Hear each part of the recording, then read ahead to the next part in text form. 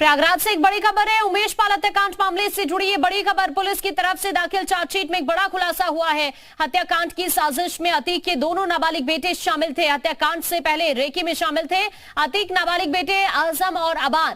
आपको ये बताएं कि हत्याकांड की साजिश में अतीक के बेटे असद उमर अली भी शामिल थे। अतीक के वकील सौलत हनीफ ने असद को भेजी उमेश और उसकी पत्नी की फोटो। तो ये एक बड़ी खबर इस वक्त, ये बड़ा खुलासा कि अतीक के जो दो नाबालिग बेटे हैं वो भी उमेश हत्याकांड में शामिल थे, ये खबर मिल रही है। और इनको लेकर खबर ये है कि देखिए, जब इस वारदात को अंजाम देने वाले थे उससे पहले आप असद उमर के बारे में जानते ही थे, अली, तीनों के बारे में आप जानते थे, लेकिन अब इन दोनों बेटों को लेकर भी खबर आ रही है जो कि नाबालिग है, आजम और अबान। इनको लेकर खबर यह है कि ये भी रेकी में शामिल थे। तो एक बड़ा खुलासा हुआ है उमेश पाल हत्याकांड मामले से जुड़ा हुआ। जिस तरह इस पूरे हत्याकांड को अंजाम दिया गया, इसमें अतीक के बेटों जो नाबालिग बेटे हैं, अब उनका भी नाम सामने आ रहा है कि वो इस हत्याकांड को अंजाम देने से पहले रेकी में शामिल थे।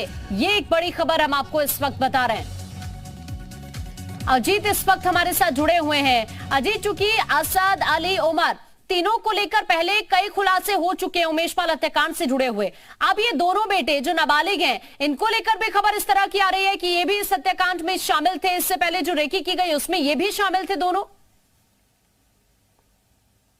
देखिए, बिल्कुल आकांक्षा, ये बड़ा खुलासा हुआ है इस पूरी जांच में उमेश पाल हत्याकांड में। बाकायदा असद और उमर अली के अलावा भी जो उनके दो और नाबालिग बेटे हैं उनका भी इस पूरे मामले में इन्वॉल्वेशन सामने आ रहा है। बाकायदा जांच में इस बात का भी खुलासा हुआ है कि असद को जया पाल यानी उमेश पाल की पत्नी की फोटो भी इनके जरिए भेजी गई थी। जो अधिवक्ता थे, उनके वकील थे, बाकायदा जो सौलत हनीफ, उनके जरिए फोटो भेजी गई थी। यहां तक कि जब अशरफ बरेली जेल में बंद था तो वहां पर भी गुलाम के साथ 11 और 13 फरवरी को मिलने गए थे। तो निश्चित तौर देखिए, सिर्फ असद उमर अली के साथ साथ साहिस्ता परवीन और अतीक अशरफ ही नहीं, यानी पूरा का पूरा कुनबा उमेश पाल हत्याकांड में इन्वॉल्व था। जयापाल की तस्वीरें भेजी जा रही थी, गुलाम के साथ मुलाकात कराई जा रही थी, व्हाट्सएप कॉल के जरिए अतीक जब साबरमती जेल में बंद था तो उनके जरिए भी ये दोनों बेटे बात कर रहे थे।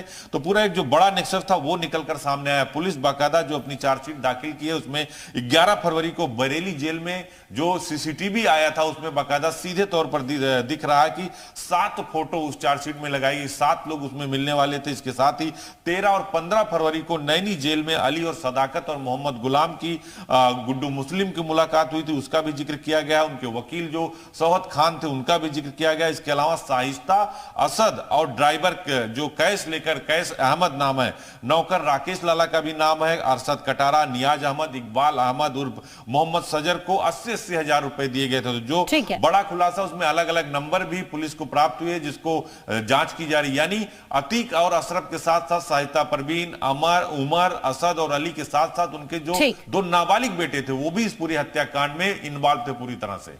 ठीक है अजीत, शुक्रिया आपका जानकारी के लिए।